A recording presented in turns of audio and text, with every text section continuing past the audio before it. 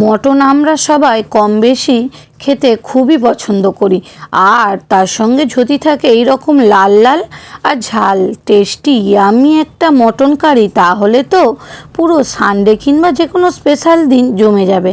আর তার সাথে যদি হয় পোলাও কিংবা রাইস বা প্লেন ভাত। নমস্কার, আমি Mahua. Welcome to Mahua cookings. আবারও আমি চলে এসেছি নতুন স্বাদের একটা রেসিপি নিয়ে। চলুন বন্ধুরা, রেসিপিটা এবার শুরু করা যাক। আজকের মটনের এই রেসিপিটা বানানোর জন্য প্রথমে মাংসটাকে খুব ভালোভাবে ধুয়ে জল ঝরিয়ে রাখবো। এখানে আমি মটনের পরিমাণ নিয়েছি 500 গ্রাম।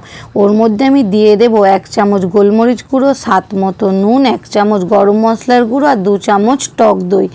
আর দেব বড় চামচের 1 চামচ আদা রসুনের পেস্ট, আর 1 চামচ পেঁয়াজ বাটা, আর 1 চামচেরও একটু বেশি কাঁচা লঙ্কার পেস্ট। এবার মাংসটাকে খুব ভালোভাবে ম্যারিনেট করে নেব। ম্যারিনেট করে বেশ কিছুক্ষণ রেস্টে রেখে দেব। তারপর গ্যাসেতে কড়া বসিয়ে কড়াটা ভালোভাবে গরম হয়ে গেলেই ওর মধ্যে দিয়ে দেব সর্ষের তেল।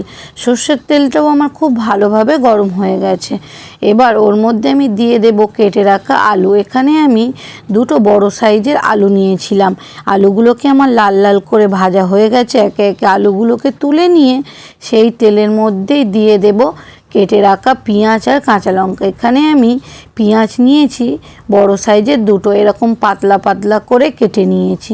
আর পেঁয়াজটাকে খুব ভালোভাবে নাড়াচাড়া করে ভেজে নিতে হবে, যাতে পেঁয়াজটা পুড়েও না যায় আর খুব তাড়াতাড়ি ভাজাও না হয়ে যায়। একটু পেঁয়াজের রঙটা চেঞ্জ হলেই ওর মধ্যে আমি দিয়ে দেব 2-3 চামচের মতো পেঁয়াজের পেস্ট। পেঁয়াজের পেস্টটা দেওয়ার জন্য তরকারির থিকনেসটা খুব সুন্দর আসবে, খেতেও দারুণ টেস্টি হবে। এবারে পেঁয়াজের পেস্টটাকেও খুব ভালো করে নাড়াচাড়া করে পেঁয়াজের কাঁচা গন্ধটা একটু চলে গেলেই ওর মধ্যে আমি দিয়ে দেব আদা রসুনের পেস্ট।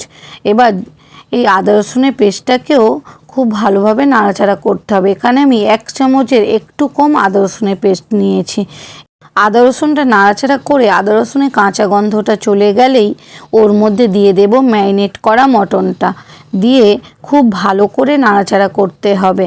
মটনটা যত ভালো নাড়াচাড়া করা হবে বা কষানো হবে, মটনের টেস্ট কিন্তু তত ভালো হবে। এবার এরকম করে নাড়াচাড়া করে মটনের কালার চেঞ্জ হয়ে গেলেই ওর মধ্যে দিয়ে দেব 1 চামচ কাশ্মীরি লঙ্কার গুঁড়ো, 1 চামচ লঙ্কা গুঁড়ো, 1 চামচ জিরে গুঁড়ো, 1 চামচ ধনে গুঁড়ো, আর দেব 2 চামচের মতো হলুদ গুঁড়ো। দিয়ে আবারও খুব ভালো করে নাড়াচাড়া করে মশলাগুলোকে মাংসর সাথে মিশিয়ে নেব।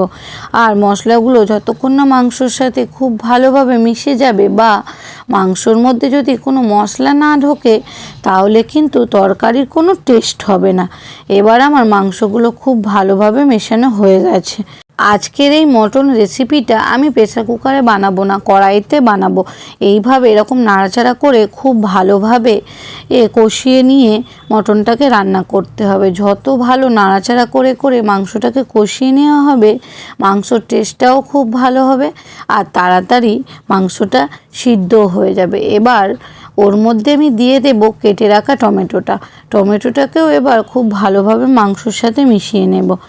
আর এই রেসিপিটা যদি আপনাদের ভালো লেগে থাকে, তাহলে ফেসবুক থেকে দেখলে ফলো, আর ইউটিউব থেকে দেখলে সাবস্ক্রাইব করে দেওয়ার অনুরোধ রইল। আপনাদের একটা ফলো কিংবা একটা সাবস্ক্রাইব আমার কাছে খুবই গুরুত্বপূর্ণ, আর আমাকে অনেক দূর এগিয়ে যেতে সাহায্যও করবে। এবার টমেটোটা দেওয়ার পরে চাপা দিয়ে বেশ কিছুক্ষণ রান্না করে নেব।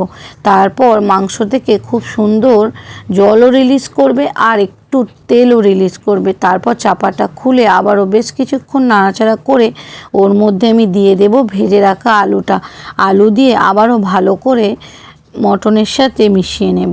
তারপর দিয়ে দেব ওখানে জলটা দিয়ে, এখানে আমি 1 বাটির মতো জল দিয়েছিলাম, তারপরে দেখলাম যে না, 1 বাটি জল এতে ঠিক হবে না।